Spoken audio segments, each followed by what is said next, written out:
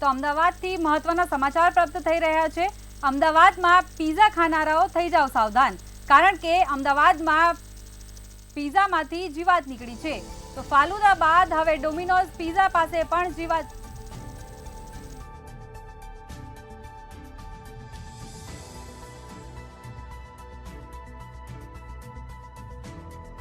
ફરી રહી હતી જીવાત। તો ફાલુદા બાદ હવે ડોમિનોઝ પીઝા પાસે જીવાત જોવા મળી છે। આવા બોક્સમાં જ પેક કરવામાં આવે છે પીઝા। તો ગ્રાહકોને પીઝાના પૈસા લીધા મુજબ નથી અપાતા પીઝા। તો સર્વિસમાં ક્યાંક કચાશ જોવા મળે છે। તો ડોમિનોઝમાં હવે પીઝાના બોક્સની આસપાસ જીવાત જોવા મળી રહી છે। પેસ્ટ કંટ્રોલ ના કરાવતા હોવાથી જીવાતો આવે છે। તો પીઝાની બોક્સની આસપાસ જીવાત ફરી રહેતી હોય એવો વિડીયો વાયરલ થયો છે।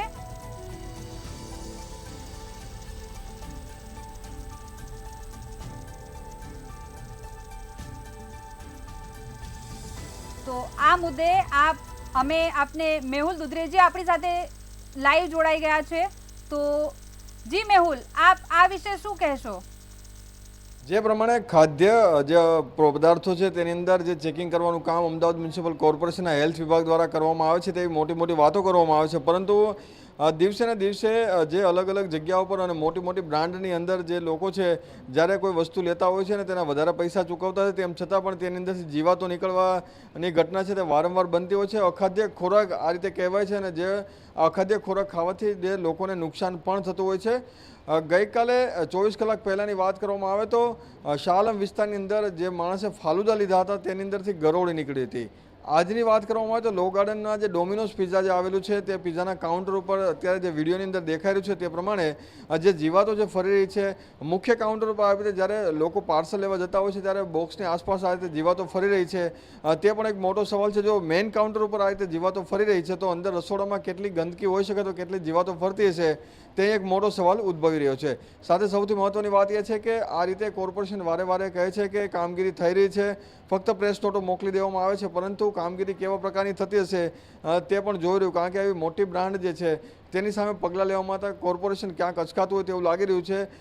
દરિયાપુરના જે ગ્રાહક છે પવન, તેના દ્વારા આજે મામલે ફરિયાદ કરવામાં આવી છે અને ત્યારે પણ જે મેનેજર છે તેને ગ્રાહકને ધમકાવવાની વાત જે છે તે સામે આવી છે। તેમણે કહ્યું છે કે આ રીતની જે ઘટનાઓ છે તે વારંવાર થતી હોય છે, પરંતુ તકેદારી રાખવામાં ના આવે તો લોકોને નુકસાન થઈ શકે છે। ગ્રાહકે ફરિયાદ કરતાં એ પણ જણાવ્યું છે કે કોર્પોરેશનમાં જો કડક કાર્યવાહી કરવામાં નહીં આવે તો આગામી દિવસોમાં આ મામલે ઉચ્ચ ફરિયાદ પણ કરવામાં આવશે। અને આ રીતની જે ઘટના પ્રથમ વખત નથી। પીઝાની અંદરથી એળો નીકળવા જીવતા જે જીવાતો છે ફરતી હોવાના વિડીયો પણ ભૂતકાળમાં ઘણી જગ્યાઓ પર વાયરલ થયા છે, તેમ છતાં પણ કોર્પોરેશન છે તે યોગ્ય કાર્યવાહી ના કરતું હોવાના લીધે આ જે સમગ્ર ઘટના છે તે બનતી હોય છે। બેફામ જે આવા જે સ્ટોલ સંચાલકો છે તે કોઈ પણ ડર રાખતા નથી, કારણ કે તેમને ખબર છે કે નજીવો દંડ ભર્યા બાદ તેઓ છૂટી જવાના છે।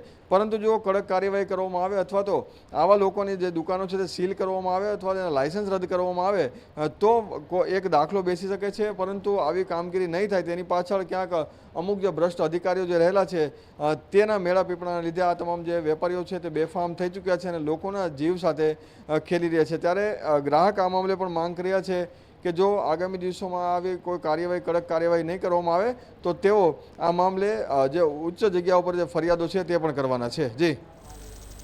જી મેહુલ, સમગ્ર વિગત બદલ આપનો આભાર।